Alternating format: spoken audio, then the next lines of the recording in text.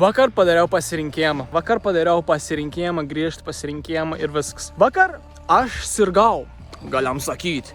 Turėjom kaulų laužimą, temperatūrą, kažten 3,7 kažkur, gal plius minus juntas laba, kūns toks atrodo, plaučiai atjungti, nu žinom, vis to jausmą, ne? Ir aš toks sėdu galvoju, ne! Juk aš pasirenku savo paralinį realybę ir savo emocijas ir kaip noriu aš jaustys dabar šio moment, nes viskas vyks čia ir dabar.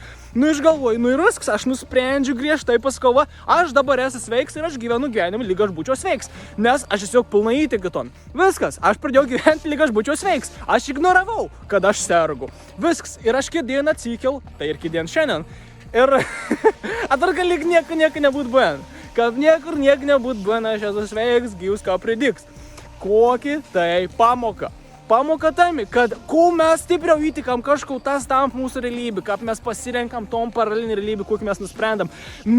Tu esi daug galingesnis negu tu galvoji. Nuspręsk, kas yra tavo realybė ir tas, jeigu tu pilna tikiesi, taps tavo realybė.